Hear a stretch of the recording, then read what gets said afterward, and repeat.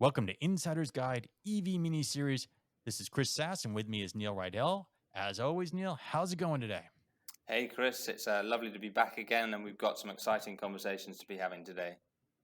So, what exactly are we talking about? This EV series has started out. We started general. We're drilling down into topics. What's the topic du jour? So today we're going to be talking to Cecile Post, and Cecile has a background in the EV industry, which is quite enviable for those who haven't spent much time in electric vehicles. She's got a perspective on a number of things, but the bit we're really diving into is her role at Chargetrip.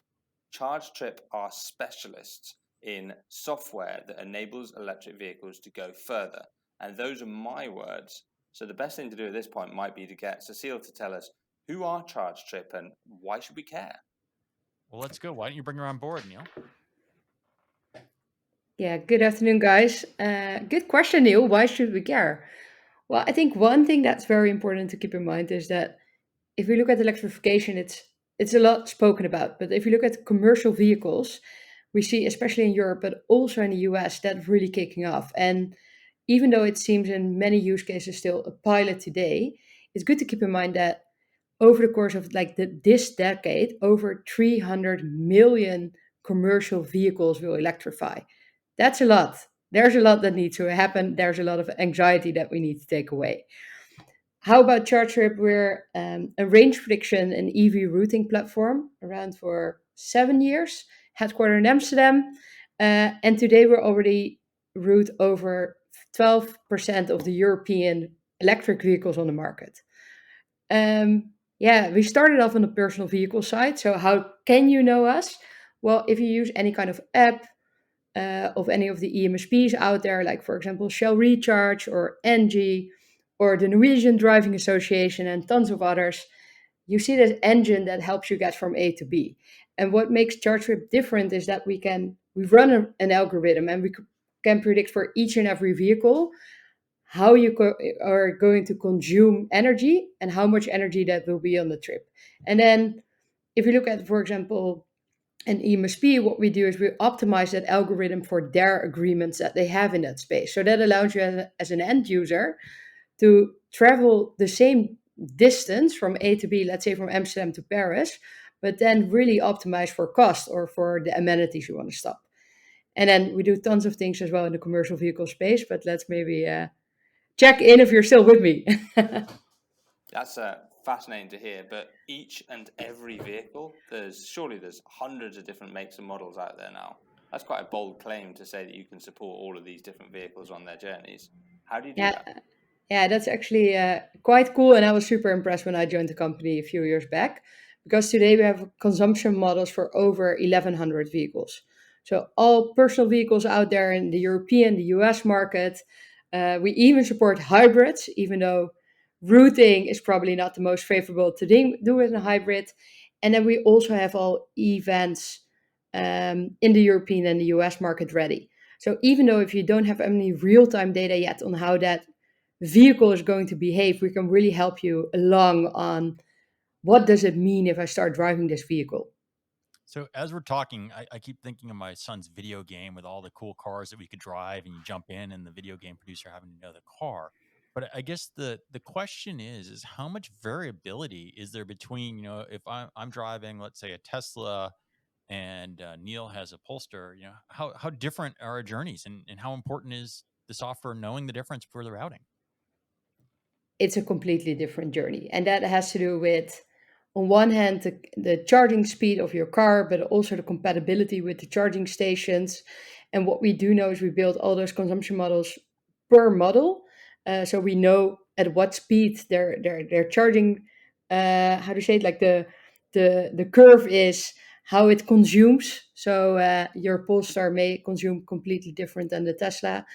And also, if you take another look at another example, I always like to use the example. We have this distance matrix, and I cannot really show it right now because we're on a podcast. But what we see is if you drive the same route, and you take three different drivers, let's say a taxi driver, a last mile delivery company, and you or me as a person, that a B2C consumer, we all have completely different needs. So we can really set up the algorithm for each and every of those use cases and make sure that you end up at the charging station that is suitable for that person on that specific trip and that vehicle.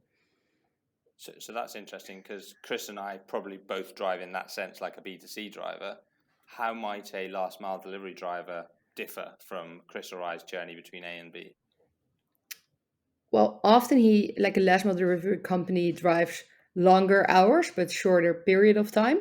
So we also take factors like, do you drive a lot on the highway, or is this route on the highway, or is it on in the city center? Because that's a different consumption model. But it also often has access to semi-public charging infrastructure. So you can also squeeze that in and make sure that he charges at the most effective manner. So does that mean you pick up things like regen, slopes, average road speed, vehicle shape, all of that stuff in your calculations? Yeah, yeah. There's a very nice, and I mean this in the most positive way, but geeky team working on this. Yes. We like And geek. and I think the cool thing is that because we started off so long ago already, um, there was not that much around connected cars. So we really needed to get good in this, because if you don't, it's really important to know what you predict for and what you cater that route for. And if you don't know what the consumption will be, how can you then advise drivers well how to get from A to B? So that was one of the fundamental elements of the algorithm. And I think now that's really the differentiator factor as well. If you look in the industry, there are not many parties out there that can really help you well. So I guess I'm old enough to remember, at least in the U.S., a fuel shortage in the past, and we used to calculate gas mileage. Right? You would do, and you figure out how much is in your tank, and you would top it off, and you'd see how your vehicle was doing, and that was kind of one matrix. One thing you did. Maybe air condition on, maybe air condition off if you had air conditioning at that time. Um, I guess in the total life of a vehicle, I'm wondering what kind of impact is this, right? So an individual trip, it there, but if I'm delivering Uber Eats every day or driving every day and over the long haul, is this basically a cost effective measure why I'm using your software, or is it a convenience measure? Like what's the driving factor to want to calculate all this other than going, well, geez, I'm working this region. I know there's a charge station over here. Is it available? Is it broken this week? Let me go plug in. Yeah, Help, man. I think we have a variety of use cases. So maybe I highlight the three I find most interesting today. One is really, and Chris, this may be interesting for you also to understand. If you look at the European landscape, there are around 2,300 CPOs in this CPO jungle. In the US, you only have around a handful. Um, so if you get from Amsterdam to Paris, like I just mentioned, a B2C driver often until 2-3 years back would get a PDF with which 2,300 CPOs they would get access to. That's not really feasible, right? If you really want to end up in a divorce, I don't recommend you take the PDF with the CPOs and then all the French cities. Each city has a different CPO. So I think it's really convenience and bringing the whole driver experience closer to mom and dad that maybe also over time start driving to an EV. On the other hand, we see fleets, and that can go from leasing and rental companies that need to make this switch for, well, obvious reasons, but also see the anxiety of the drivers. They need to be well educated and they want to make sure that they don't get stranded. And then if you look at commercial vehicles, so vans, for example, well, even if you educate your drivers well, you will be surprised that the other day I was chatting with a fleet manager and he mentioned, like, yeah, I gave all my drivers the training, but still, every once out of 30 trips, the vehicle ends with 0% of battery on the highway. And you're like, how you see the meters like slowing down, right? And they're like, you will be surprised, man. It's just still not clear enough.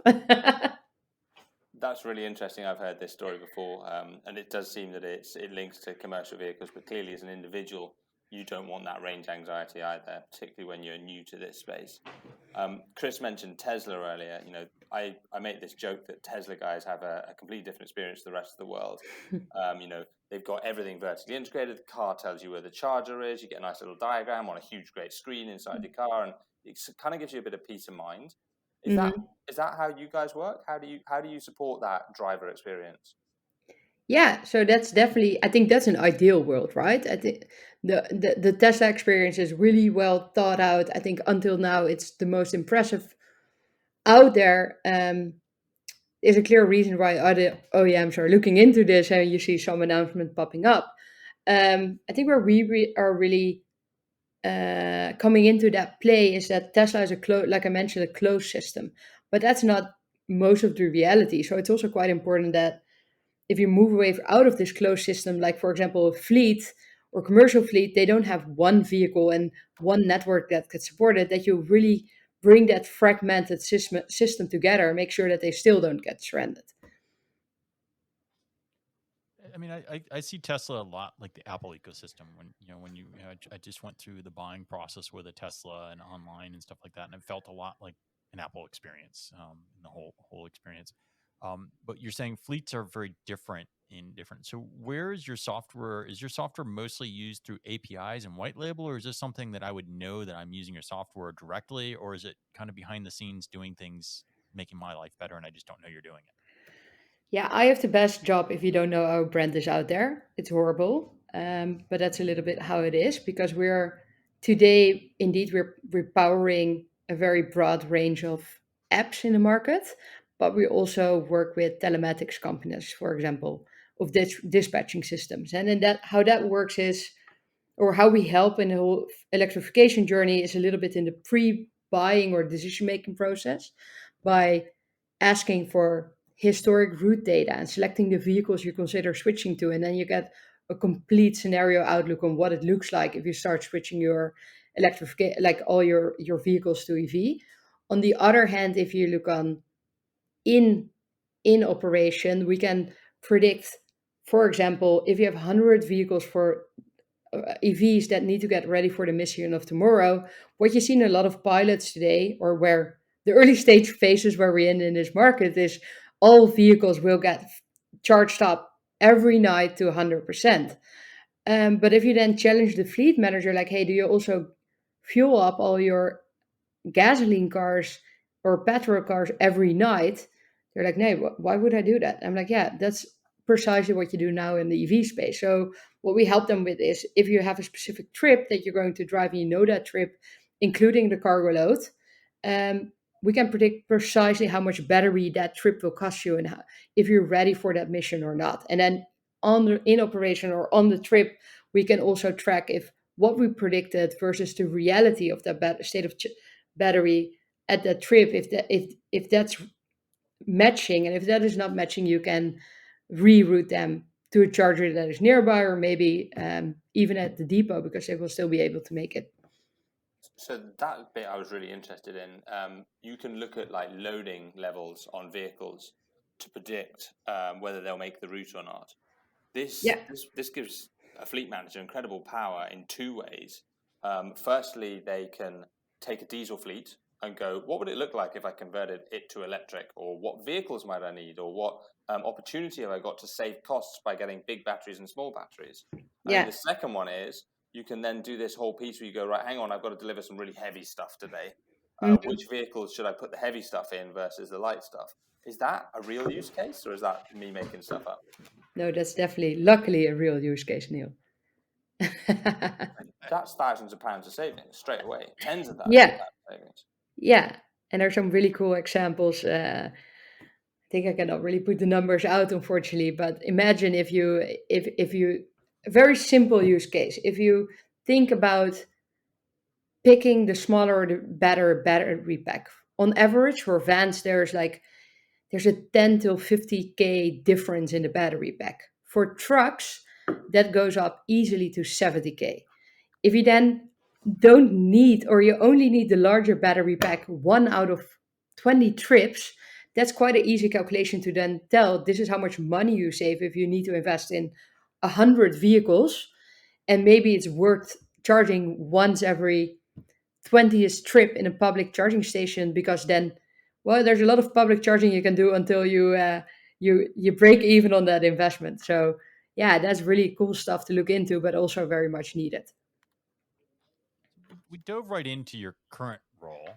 And Neil had told me that you have a really interesting history of how you got here. Maybe we should maybe take a break here and find out more about the journey you took to get to where we're at. Yeah. Where to start? No. Yeah, Neil, and I think I shared it with you the last time I saw you, is my parents actually have a logistics company. So I grew up in this industry, and I actually tried to break out of it. So my brother, it's a family business. My brother and sister are both in the business. And I always said, like, no, I want to get as far away as possible. Like, don't count on me. And then I landed my first job within Shell. And I helped companies on how they needed to fuel up their fleet. So my dad was precisely, yeah, it was a direct client of my colleague that was sitting next to me. So I thought it was super cool and on the outside, but no, not really. Um, and then I worked for a period of time in a startup of Shell that was doing fueling on demand. Um, Unfortunately, I think this is a big thing, Chris, in the US, convenience, but we started off with a B2C and a B2B proposition. And it turned out that the Netherlands is not that much about convenience, but that the B2B case is very interesting. So today, if I'm not mistaken, they flipped completely to the US, and there's like a massive team in the US on fueling on demand. So I've been on the start of that, what was really crazy because there was nothing yet. So figuring out all the safety stuff and the business case, those kind of things. And then I think for me, it was time to move away from the big corporate, which was a really cool journey. And you can learn a lot and you can do everything at big scale, but it's also, well, it comes with the corporate processes, right? So I was not the most patient, I learned. So then I moved to actually the first company I knew in the EV space, and that was called EVbox.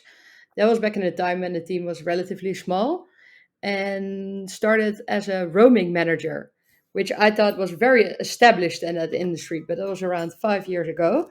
And as quick as I got the job, I figured out that there was nothing standardized. So that was, yeah, that was quite of a journey being part of a lot of boards to set regulations. OSPI is now a very much known protocol, but back then we would be debating on how to exchange CDR. So that's actually the transactions, and how you can set up a connection between the CPO and an EMSP, because in theory it worked, but nobody was really sure how to do it. So that's what I did for a couple of years. They were also launching a new backend software, which there was no sales team. So I was part of that sales team, which was a really good journey, I realized afterwards, because then you understand what a backend solution is about. And maybe for those who don't know it, the backend solution is where you host your charging cards and your charging stations so you can make them available to the public domain. Yeah, maybe that's in brief my background. Yeah. And then from EVbox into Chargetrip, what, a year, 2 years ago? Actually, yesterday was 2 years. Yes. Congratulations. Thank you. You kind of skimmed over some of which I found really interesting, which is you were one of the early volunteer members at the EV Roaming Foundation. Yeah, indeed. Which really has pioneered the way that the language you used was beautiful. The CPO jungle has emerged inside Europe. Tell me a bit about that. How did that happen? You know, what was going on with it? Because there's multiple companies at play. There must be multiple voices at the table. Yes. Yeah, that was actually coming from when I got this role. I also got the position at the eViolin board, and eViolin is well, Netherlands is a little bit of front runner, but eViolin is an institute where all CPOs and all EMSPs, that were not that many back then, would come together on a monthly basis, and we would discuss how to make the EV world better. Back then, EVbox had around 40,000 public stations. So that was, I did not realize it back then, but it was like, I think it was 40% of the market or so. So it was just me being impatient, like, can we hurry up? And people like, okay, but it's a growing industry. We need to set some standards. And then eViolin being very useful, but also very operational, there was a spin-off of the EV Roaming Foundation, because we also realized that if you really want to scale it, it needs to be much more on a European scale, but it also needed to be closer to Brussels and other regulations, because there were so many and I think still today, not all the regulations are in place, but back then there were literally questions on what happens if you charge in the Netherlands, but then export the good to Belgium. Where did you then buy it, for example? And those kind of problematics needed to get sorted. And I think adding the EV Roaming Foundation also put the importance of getting those things in place. And what I found really cool about this interesting industry is that it's then evolved in, and you see policymakers get involved, and they're so much better at their job than impatient young people building stuff and approaching it from a business perspective. So that really took it to the next to the next phase. So we know that Europe is a collection of countries that kind of collaborate, and the UK sort of sits on the outside of that. Is this experience you've had analogous to the US? I mean, the reality is the US is just another collection of small countries in the former states, or is it completely different over there? What's your view? Ooh, this is a tricky one, because when I look back, like Europe, everybody wanted to collaborate. Then you had Scandinavia and the UK, which both indeed have a firm belief that holding on to your own network will be generating more business. I'm not sure how, but okay. And then I think I had quite a different experience with the US, but that all had to do with back then the party I was at was the largest CPO in Europe, and I signed a contract with the largest CPO in the US. So that opened for me all the doors because I already had the biggest network. And from there, it was just like that was the first global roaming deal. And I think probably until today, the only one. But that allowed me to really trade, or I got some importance right away in the US market as well. But the US seems different, right? Moving back from Europe back into the US.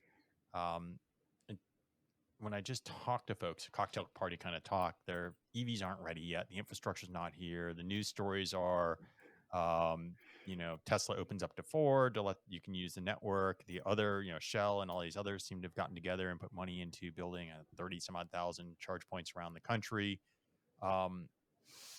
Is it just that we're not at the same point in time, or is it a different philosophy, right? I mean, because it seems like the infrastructure isn't quite there, right? I mean, like Neil said, if you're in a Tesla infrastructure, yeah, the car tells you where it is. There's probably chargers along the way, and you probably can get to where you want to get. But most Americans I talk to are pretty slow on the take. They don't think it's ready for prime time to make the leap. Okay, I don't feel comfortable making a comment about the US B2C customer in that sense, because they would say that, I don't know, I think it's just a different perspective. No, but I think it's a different perspective because it's very much with the philosophy, I need to have enough mileage. But if you look at the reports, the average US driver also don't need that much range per day. But if we zoom out a bit on the personal and commercial vehicle side, what we do see happening, especially within Chargetrip, is that the commercial vehicle bit in the US, due to heavy regulations, for example, the Bay Area is picking up much quicker. Whilst and there it's really fascinating because US people, they just go all in, right? It's like we're not going to pilot something at a large scale. No, let's just get rolling and see where it goes.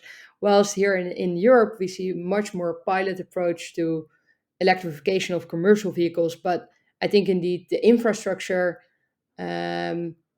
builds enough trust for B2C customers to get going. However, every end of August, you wonder if there's any personal vehicle that remains on the road, because you will see a lot of newspapers on cars getting stranded on their trip in Europe. But then, Neil, I don't know what your opinion is, but I always wonder how they get stranded. There's so much network.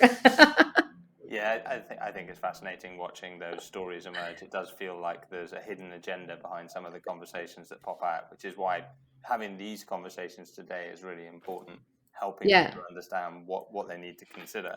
I'm really interested in your perspectives on the US and Europe. I'm conscious that Chargetrip recently raised quite a lot of money in order to do quite a lot of expansion activity. Where's that taking you? What are you planning to do with that money?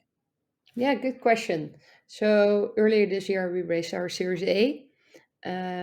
We have on one hand HSBC, that has a climate fund that has been our lead investor there, together with our previous pre-seed investors. And then Another party that's quite known in the US is WEX, and that's well a fleet offering provider, fuel card provider.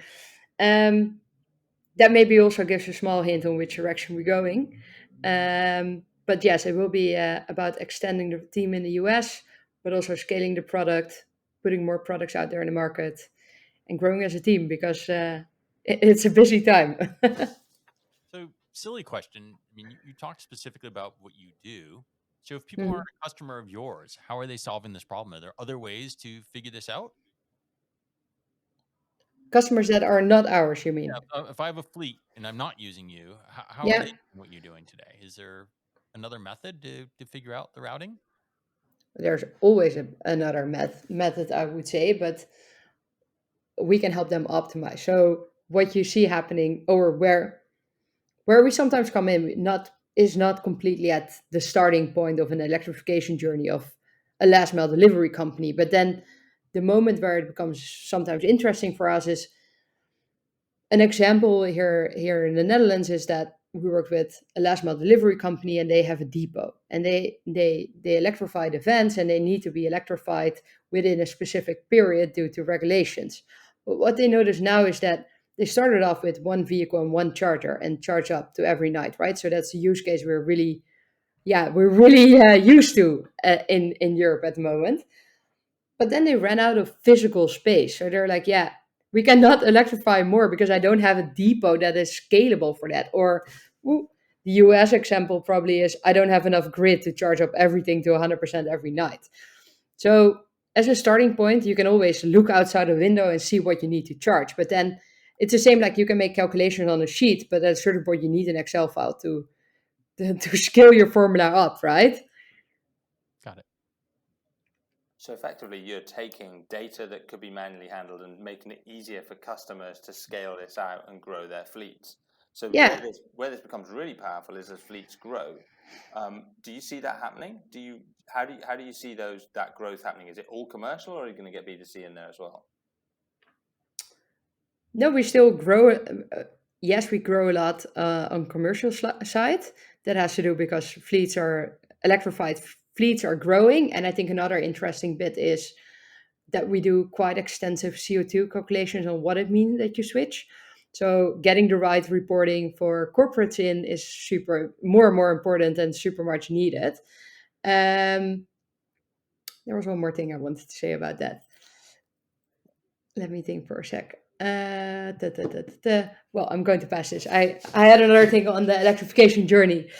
But then on the personal vehicle side, what is quite interesting to also maybe mention is we keep growing in that way. And that has to do with our B2B customers that are CPOs and EMSPs. And what we see today is if you put our algorithm up with a CPO, you can easily up utilization by 300 to 500% because you can route them over their CPO network.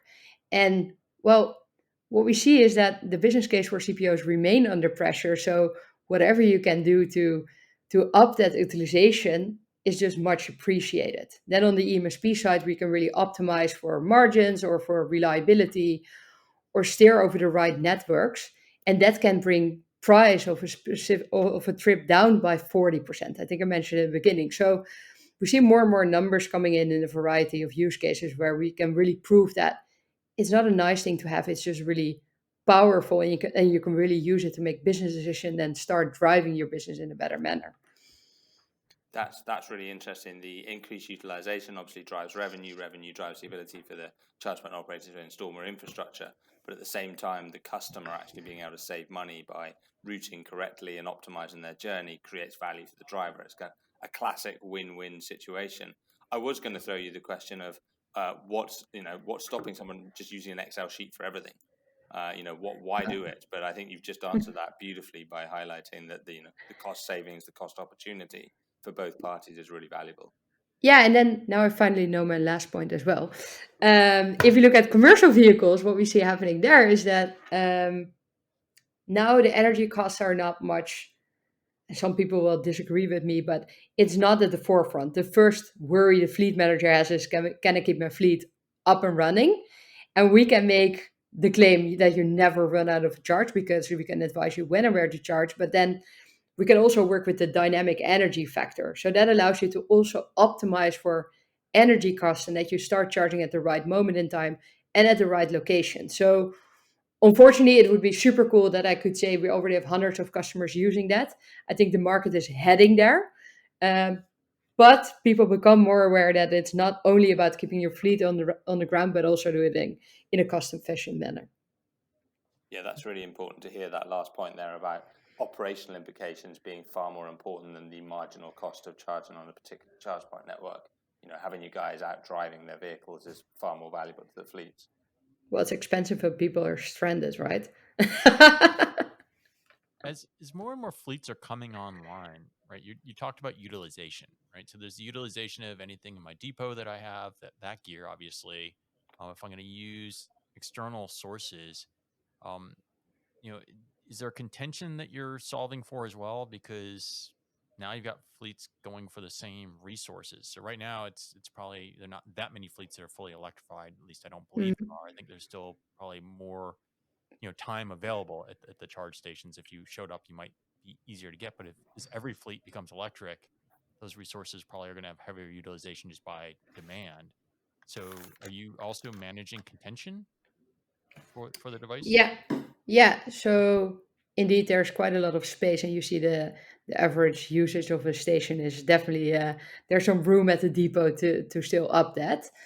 How we help fleets today, or what we see happening quite well, is to do scenario planning. So what if you scale up to 100%? What if you scale up to 50%?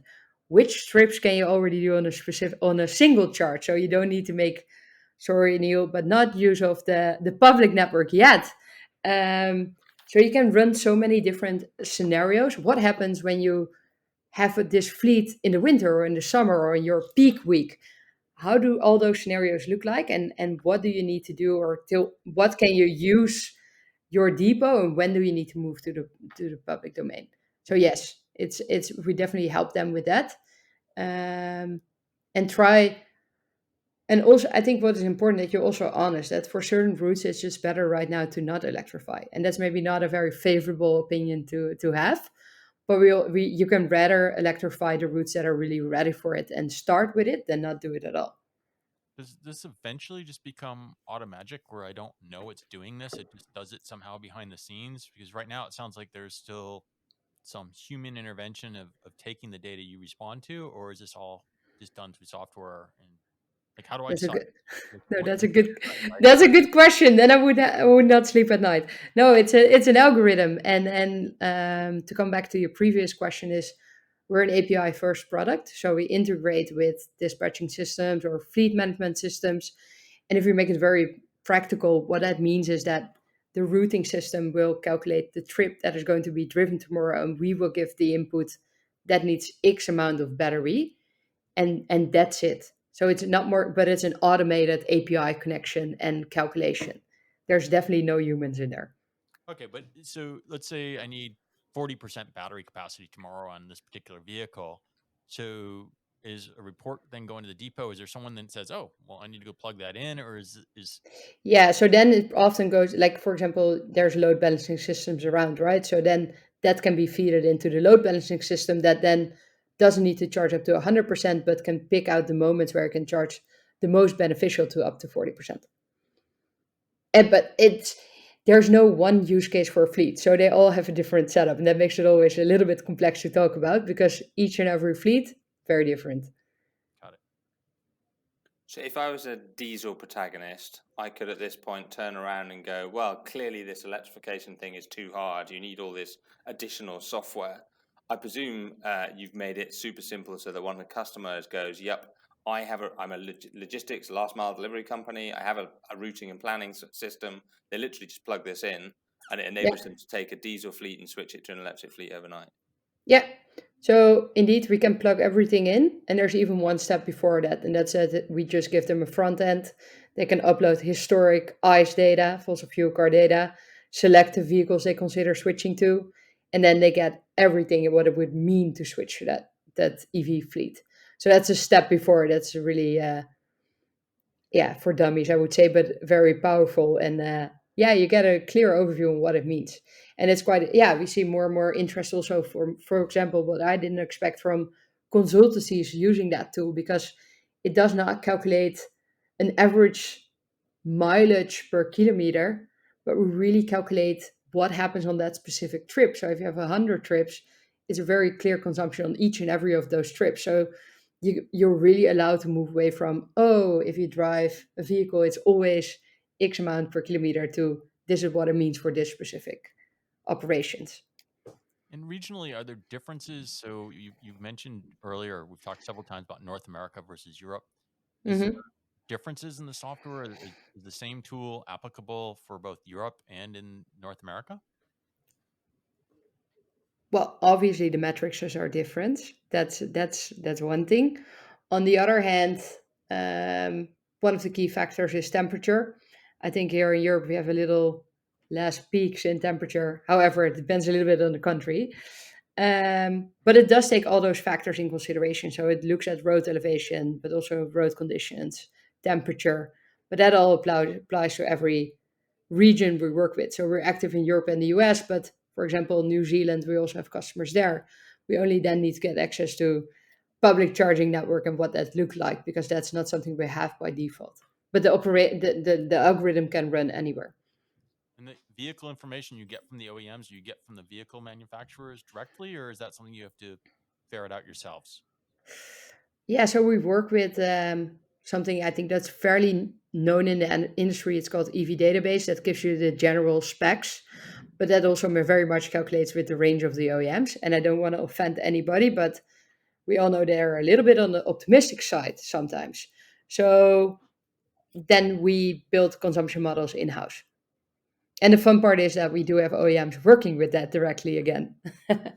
So you've got some like really mechanized data inputs, vehicles, weather, roads, incline, really sort of like mathematical physical characteristics. How do you handle the soft, squidgy human that sits behind the machine and like pumps the accelerator a little bit faster because they want a little thrill coming off the lights? Are you able to adapt this to driver behavior and individuals? Chris might be a little bit heavier footed than I am. So can you adapt and go, well, this is a high energy consumption user and a low energy consumption user, or do you do behavioral change nudges to get people to be a bit more efficient? Oh, this is a very interesting topic and question. All for the reason that, yes, we can do it. But then you come to the factor to, is Chris really honest on what his driving behavior is? Because I know that my mom always says that she's not a speedy driver, but her name is Tiny, and we call her Tiny Airlines, because when the ETA is 8 hours, we're sure she arrives within 6.5 hours. So yeah, you can trust the human, but to a certain extent. So what we can do is track data, and indeed, when you talk about commercial vehicles, then I think you can get much more into tracking of data and building those profiles. For B2C customers, we see they're in general not that keen on getting tracked, right? So then it's one of the variables. How we cover it for the B2C use case is that you can adjust your mileage. We have a suggested mileage on a vehicle, and you can adjust that. So if you're a very speedy driver and you know that your range is always shorter, you can adjust that. But we try not to interfere too much, because you're never going to get a completely honest answer. Yeah, I was blown away by one business that told me that they were running vehicles where some drivers would get twice the range from the vehicle that other drivers would, and it Yeah, wasn't payload, it wasn't routes, it was literally just driver behavior. So yeah, that yeah. nudge. Maybe fun story and unexpected is growing up in a logistics company. My summer job or seasonal job would be that we had one peak season. It was like 4 or 5 months, and I would track every week how much fuel the trucks would consume and send text messages to the drivers like, "Hey, you've been speeding too much. You have a heavy feet. Please slow it down because it's costing us money." And then I would track them over the entire season, and I would get them see better, and therefore also save fuel indeed. But that was yeah. So I know precisely what the impact is because I needed to measure that every week. And presumably you saw huge differences between drivers, all based on behavior and attitude, probably. So Yeah, fascinating space comparing people like that. So you've taken us on quite a bit of a journey through your own growing up in the world of logistics, your small attempts to escape, and the reality that you've been brought back in. I was particularly taken by the 300 million commercial vehicles figure at the beginning. That's a mega market you're seeking to serve. But it was also fascinating to hear about the CPO jungle. I like that. I'll be using that again in the future.